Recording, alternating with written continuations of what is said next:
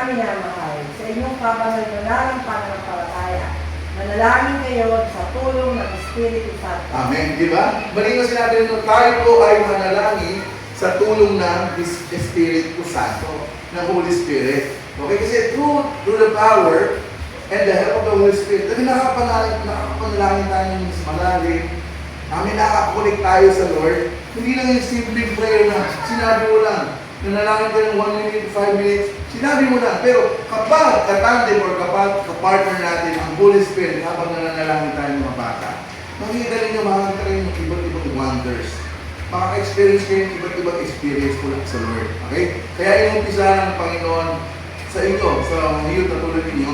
Kasi dadating ang panahon na kayo talaga yung ma-engage yung mga ganitong encounters. And tinatanong naman kayo ng Lord sa gawin ito para alam ninyo. Okay? Para alam ninyo. So, kaya yun nga, sabi ng Lord, nananalangin pa kayo mga bata, mga youth? Nag-pray pa kayo? Okay, nag-pray kayo, di ba? So, yung prayer na inuuri ng Lord sa atin, sa ating family, sa church po natin, ito yung prayer na talagang malalim na malalim. Okay, na tutulungan tayo ng Holy Spirit na makakonect sa Lord, sa real ng ating Panginoon.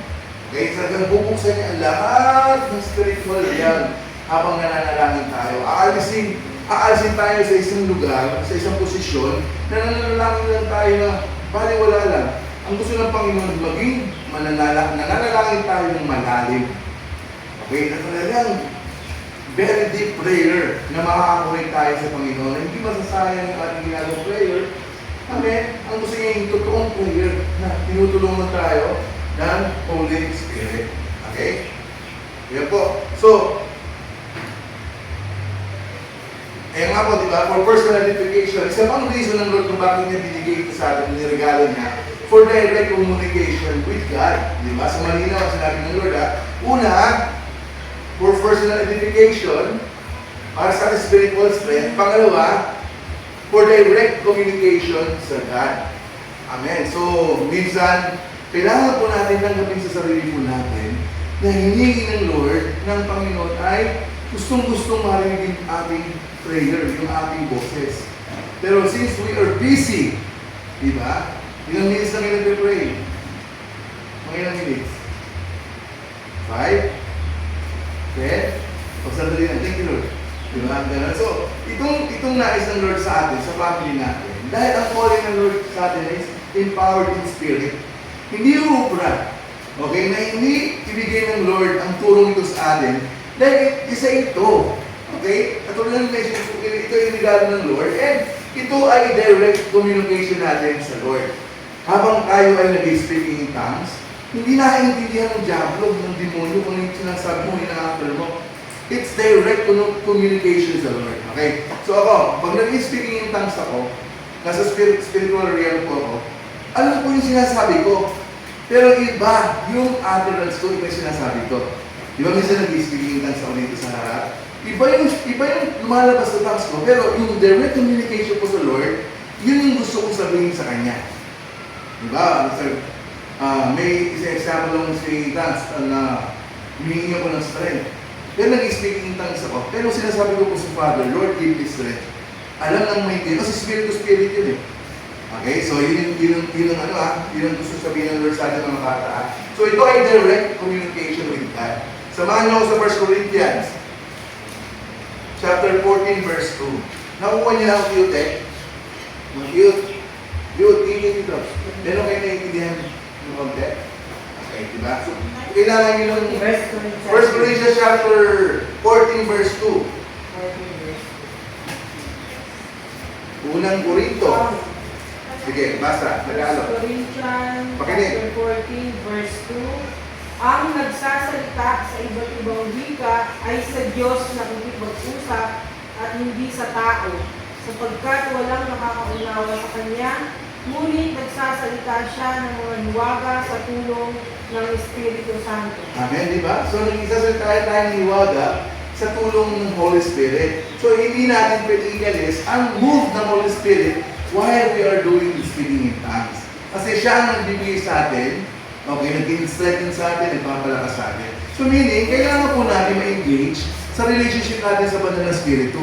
Kasi kung hindi tayo engaged sa Holy Spirit, kung hindi tayo malalim sa ating relationship sa Holy Spirit, who will guide us? Diba? So, kaya nga po lagi pong tinutuloy din sa iglesia po natin na tayo po, i-acknowledge natin ang butong banal na Espiritu, mga youth, tayo po mga parents, na lagi po natin itiwala, okay? At lagi natin ibigay ang lahat sa Holy Spirit dahil siya po mag-guide sa atin, okay? Amen? So, this means you bypass human limitation, your spirit speak directly to God. Okay? So, na-bypass natin yung limitation ng isang human being. Okay, so meaning we are supernatural. Kaya marami po mga congregation din sometimes, hindi po sila naniniwala sa ganitong gifting ng Lord. Okay? Pero if we are filled with the Holy Spirit, na hindi po natin ma-receive yung gift na ito. Okay? Ma-receive natin yung pag-utter, ma-receive natin yung lakas na ito mula sa Holy Spirit. Okay? At tayo po ay marinigaluhan ng pagsasalita ng iba't ibang wika. Okay? Number 3, for praying beyond your understanding. Okay? So sabi po sa Romans chapter 8 verse 26, the Spirit helps in our weakness. The Spirit Himself intercedes. Okay? Pakibasa nga sa Tagalog sir. Romans 8 verse 26. Romans 8 verse 26. The Spirit helps in our weakness. The Spirit Himself intercedes. Romans 8. 8:26. Romans chapter 8, verse 26.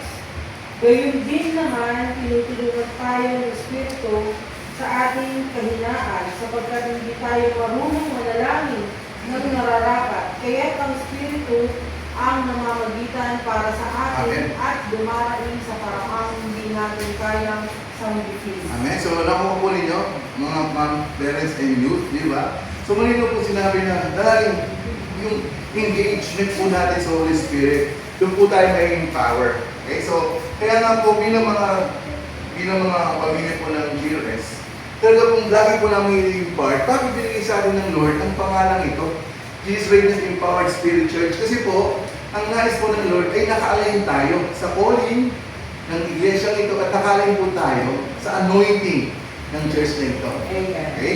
So, kaya nga po, inumpisa ng Lord, kaya nagpapasalamat kami umati ng mga youth. Kasi kahit sa edad nilang ito, I believe na important kayo, naunawaan ninyo. Okay? Kaya nga po sila sa inyo kanina, di ba, ibang utterance, yung ginagawa niyo po may mga friends kayo. Itong utterance na gagawin natin ng gift ng Lord, na hihingi natin sa Panginoon, ito yung direct communication natin sa God.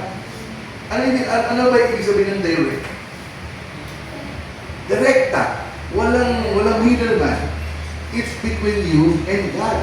Diba? It's direct to the Lord. So, through this direct communication and with the gift of the Holy Spirit, mas na-empower ka, mas na-empower tayo. Okay, kaya I'm sure, kapag tayo nananalangin, at tayo po na-activate tayo ang ating prayer in tongues, at i-activate ng Lord yan kasi tayo po ay may calling na gano'n. Talagang mas lalalim kayo sa ministry niya. Talagang kahit walang leader, mag-lead kayo. Diba? Ba't kayo hindi sa time kasi walang lead?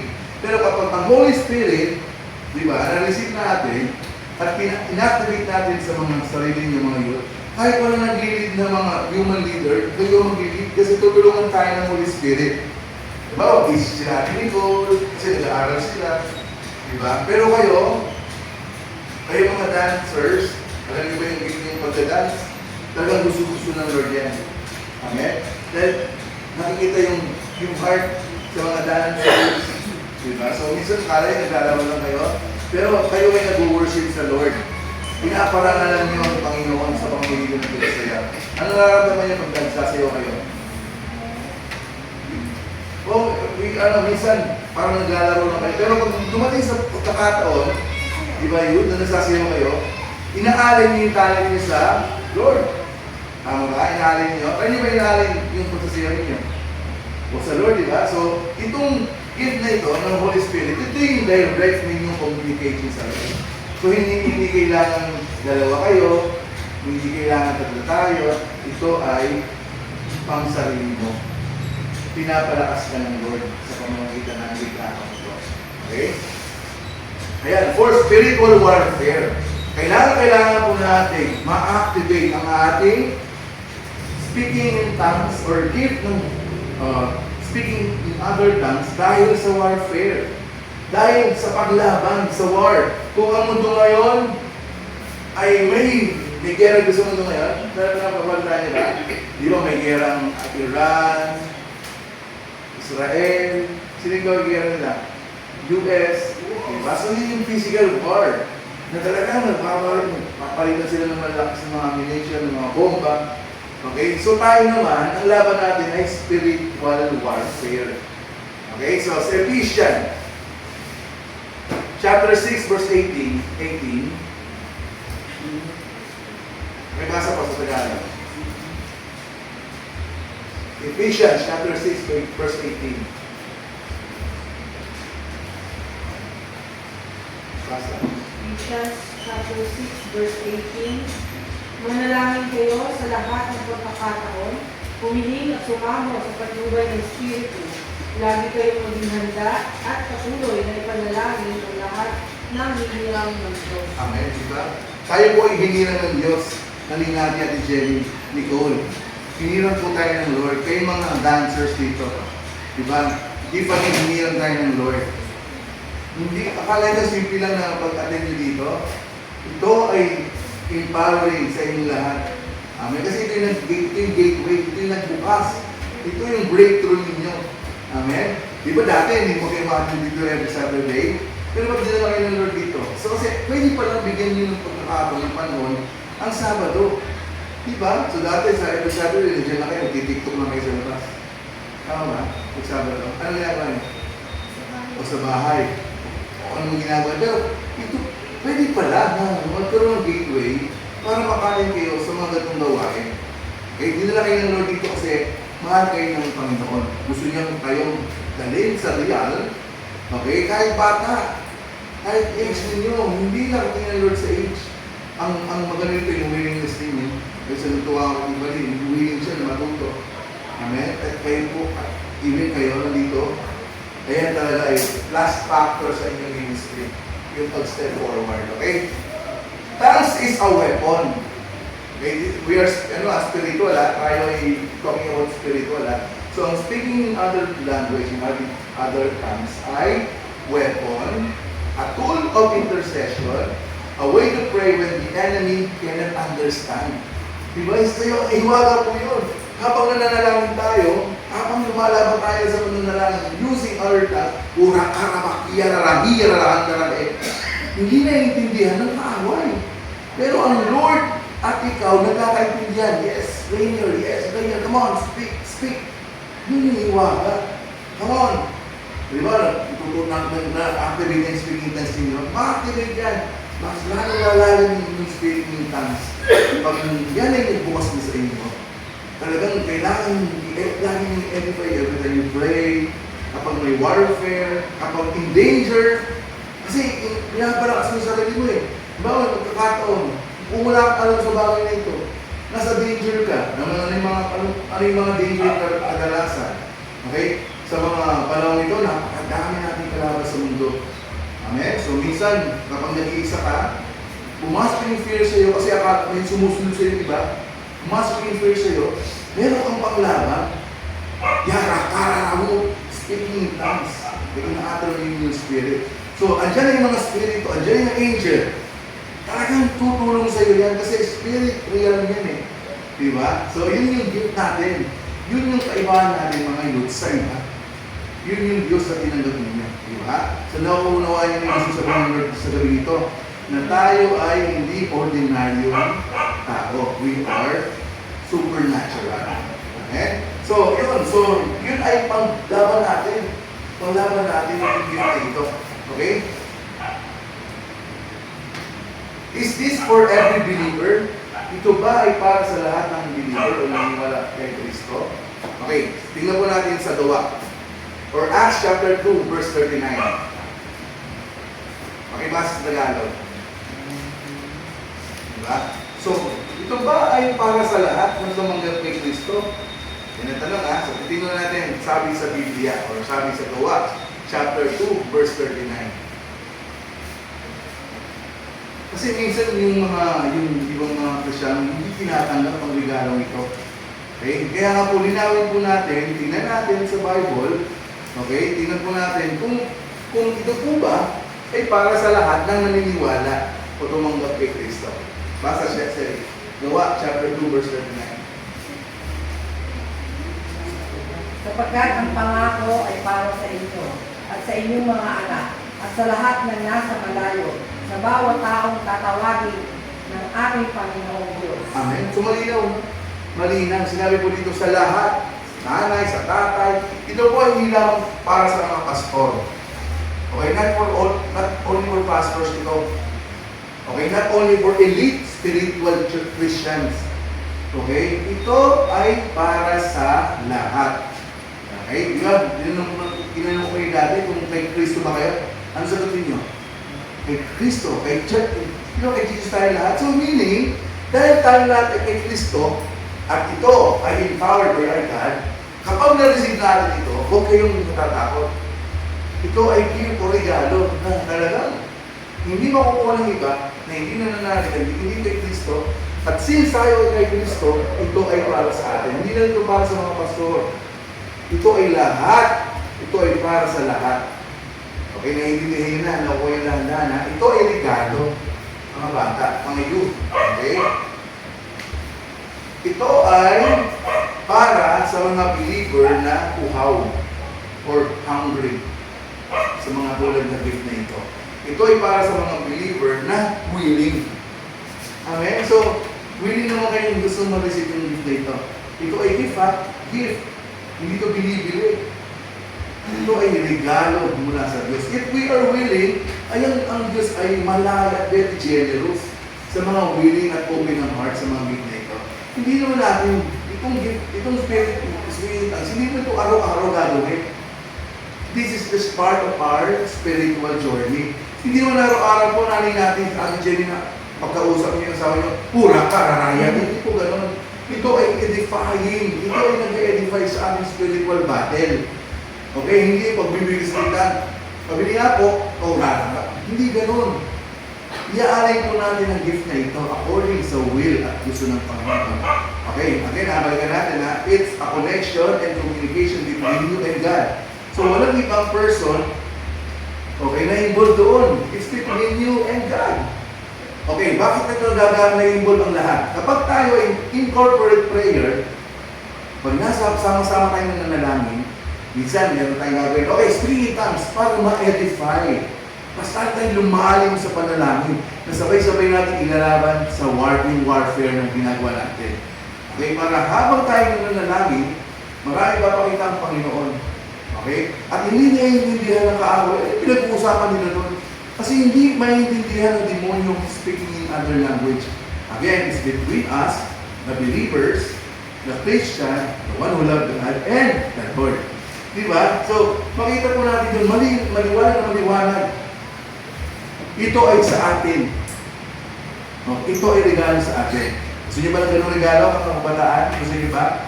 If you are willing and hungry, okay? Nandiyan ang Diyos para ibigay ang regalo ito. Okay? So, malinaw ha? Malinaw. Iaalin po natin ang gift na ito according sa will. Okay?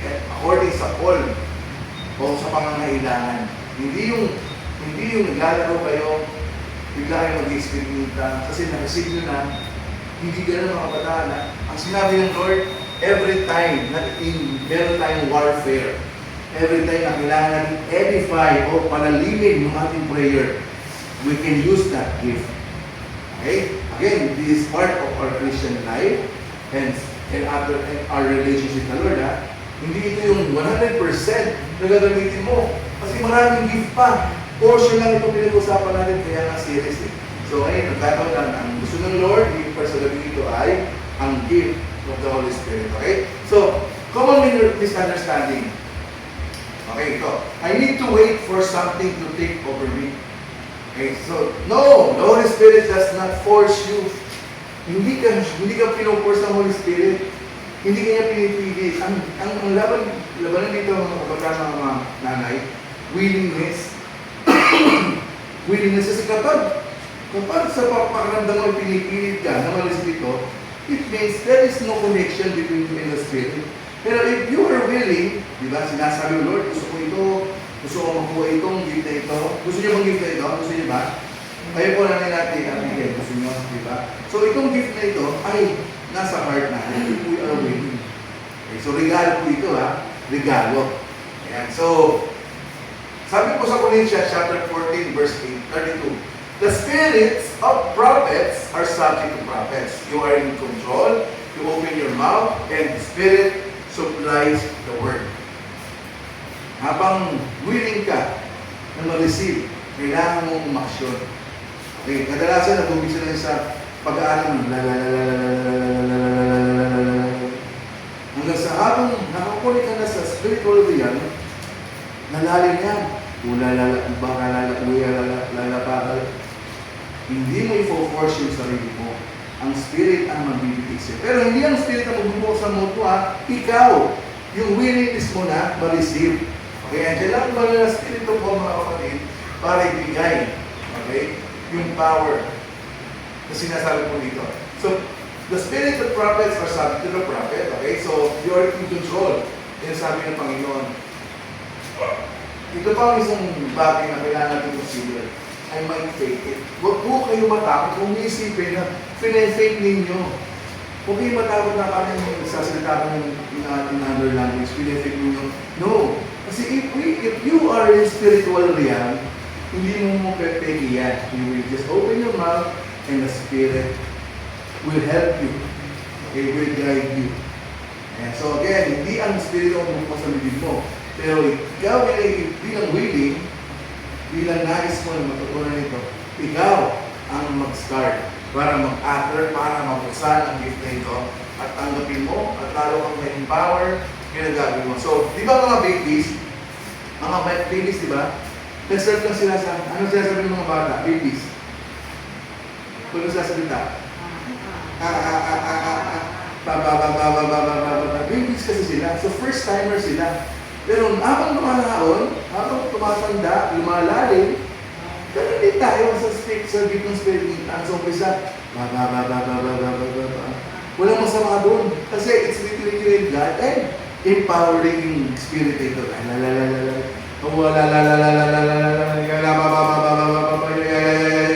It's speaking in tongues. It's utterance. Diba? Ay, mamaya pag naintindihan tayo ng malalim, talagang may encourage kayo. Amen? Talagang maintindihan ninyo na iba ang calling natin lahat. Iba po tayo na natin.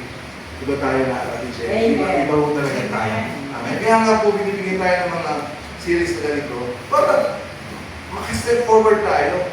Diba? Kasi iba po pag Sunday. Iba po kasi ang preaching pag Sunday.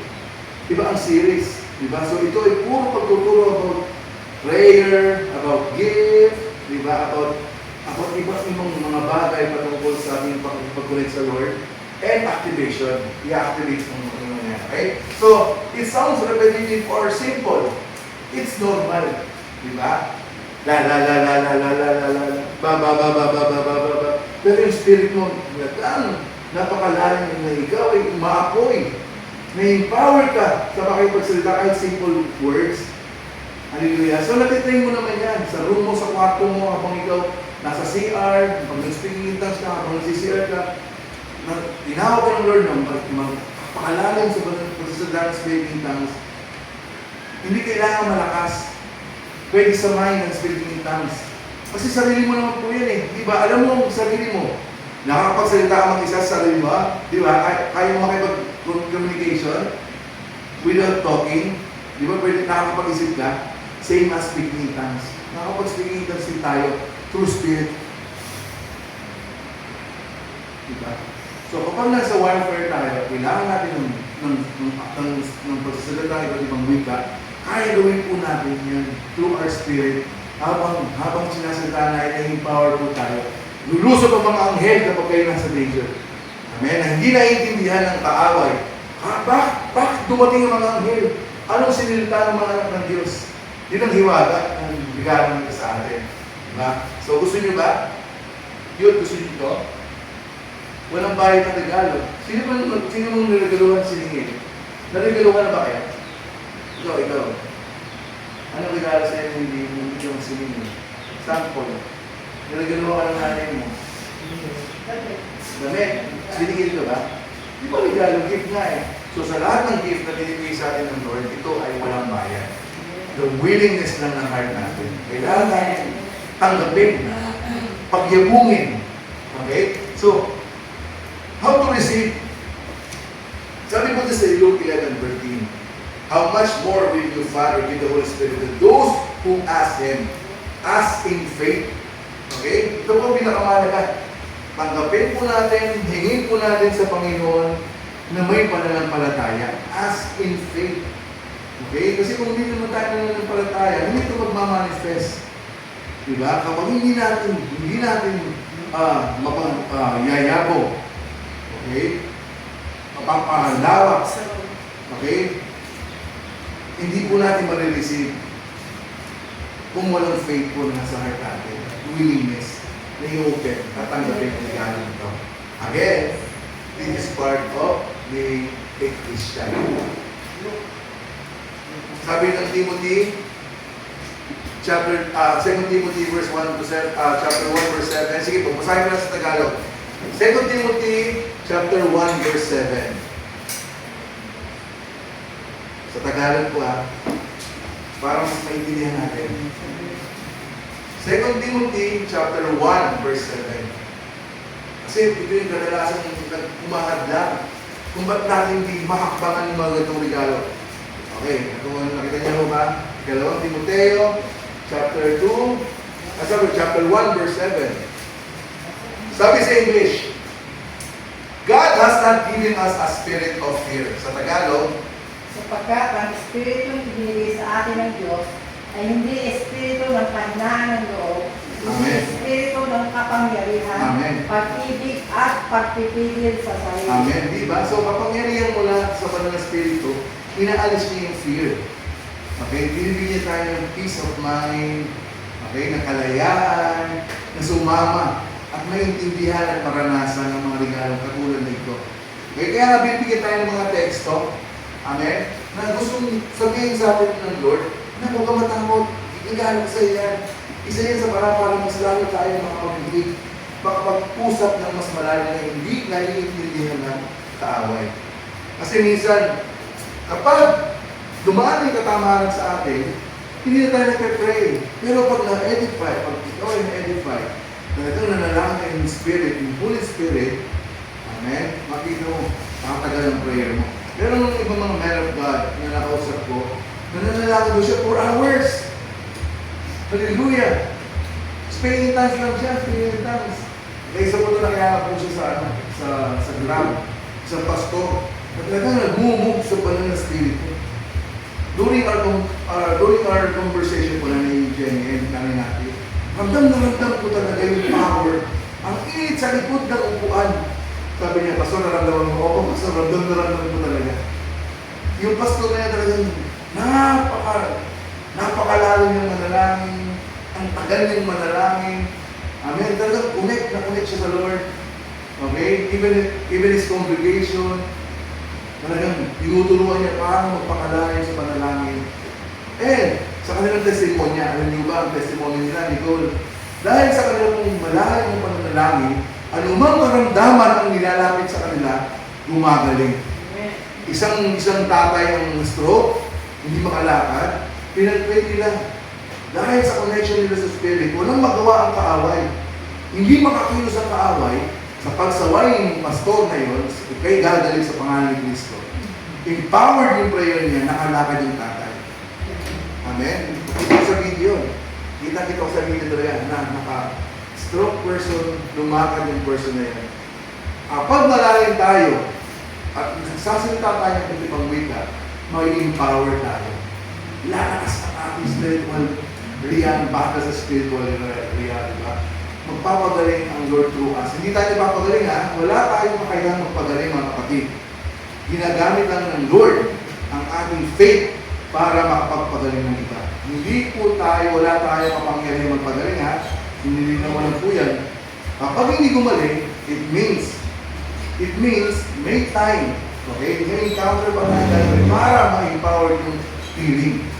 Okay? So again, ulitin ko hindi ikaw, wala kang kapangyarihan magpagaling. Kasi baka pag nagpapagaling ka na, galing ko ba't gumaling siya? Hindi po tayo ginamit ang tayong instrumento para mag-manifest yung healing. Depende rin sa level of faith and ating encounter. Amen? So meron din siyang pinalangin na inahalian ng masamang spirito, nakalaya yung tao. Okay? So, kaya po binigyan ng Lord yung series na ito dahil din sa Kanya. Inopen niya yung gate, inopen ng Lord ang gate na yun para mas lalo natin ma-encounter, mas lalo natin maintindihan na ang pananalangin, meron din kaakibat na mga gift, katulad nga itong speaking in tongues, na ligalang pinag-usapan natin ngayon. Okay? So, kailangan po natin i-activate yung ating magiging pananalangin or prayer pool or prayer warrior bilang tinawag at tumanggap kay Kristo. Diba? Tinanggap natin si Kristo, tama? Tama po ba? Okay, so, sabi po dito, fear blocks flow. Face release it. Kapag may fear, nabablock.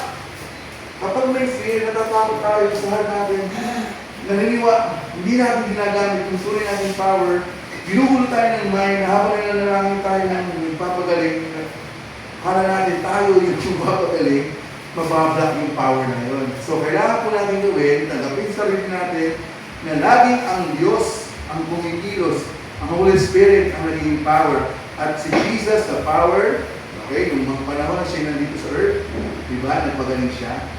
Amen. So, yun ang ating role model, yun ang ating pattern, na ang Diyos na sinubalan tinanggap po natin ay nakakapagpagaling ng karamdaman. Pero, ang glory lagi ay kay Lord. Ay, masamang-masama na kunin natin ang glory ng Lord. Okay, di ba? Sino ba yung kumuha ng glory ng Lord? Gusto po ng glory ng Lord? Si Lucifer. So, with Lucifer, ang millions of angels na kasama rin sila ng tinapo ng Panginoon. Okay? Kasi marami rin siya nataniman. Si Lucifer, marami rin siya na-recruit. Okay? Na sinawa ng Diyos. Tinapon. Okay? So, sila yung mga nagkakahalat ng evil work dito sa atin sa mundo. Hindi na nag-isa si Lucifer. Isa lang mga kriminal. Di ba pag nakapagpambol tayo, napakaraming kriminal? Dito nga lang sa atin sa Puntalban, di ba? Nakita ng mga, ano yung mga na-encounter niya na balita sa Puntalban? May kabataan na sinaksak. Di ba? At early age, nakapasok ang kilos ng kaaway. Hindi empowered. Kaya tayo dito sa church natin, very thankful sa Lord. Lagi tayo magpapasalamat sa Panginoon kasi binibigay niya yung teaching na ito para mabuksan tayo. Di ba? Na we are empowered by the Holy Spirit. Kaya pinapanalangin kayo dito linggo-linggo. Di ba nakagraduate ka? Nahirapan ka ba sa pag-graduate hindi? Di ba hindi? Kasi may pag-graduate. Ikaw, nahirapan ka pa. Nahirapan ka pa. Di ba hindi nakagraduate? Pinalakas ng Lord ang mga magulang mo para ikaw ay makagraduate. May honor ka ba? May honor ka?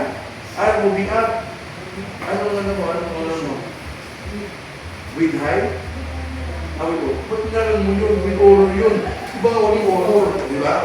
With honor. Di ba? Nairaos ng mga magulang ninyo. Naramdaman niyo ba yung pagod? Sino nakaramdam sa inyo ng pagod?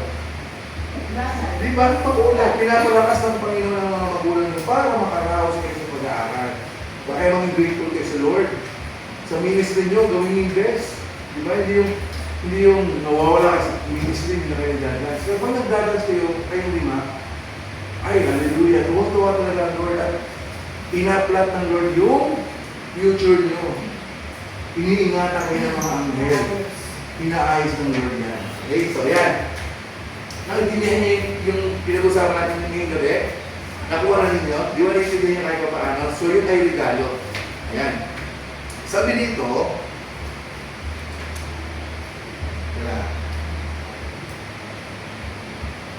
yeah, so, next week, mag-activate tayo nito. Hindi ngayon. Next week para mas mahaba. Kailangan natin with action there.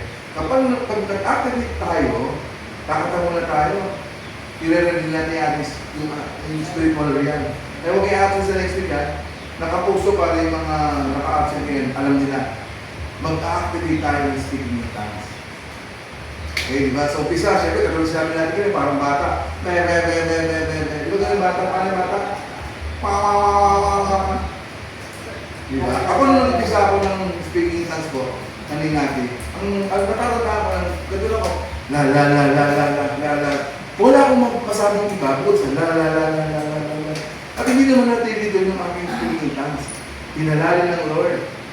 Binigyan niya pa ako ng ibang paraan para makapagsalita, makakonect sa kanya. True, speaking in other language. Okay? So, ito lang ay pag-open at gateway para alamin at malaman ninyo na tayo ay tinawag para ma-receive ang gift na ito. Okay? So, next week gagawin natin ito. I-activate natin. Okay? Mararanasan ninyo. Sa linggong ito, pag-pray nyo na, Lord, gusto ko to. Lord, I want this. Sabi nyo nga, Lord, gusto ko to. Youth, mga nanay, Lord, gusto ko. Nagdadasaw ba kayo namin natin? Nakakapag-speaking sa ba kayo? Oh, it's normal kasi kaya ako i-open ng Lord to eh. Kaya tayo po ibibigyan ng panahon para mabuksan ito, para makapasok tayo sa mas malalim na realm. Okay. So next week, natuloy na sinabi natin kanina, huwag kayong matatakot pag nag-activate na tayo dito. Okay? So walang ma-absent next week ha, lalo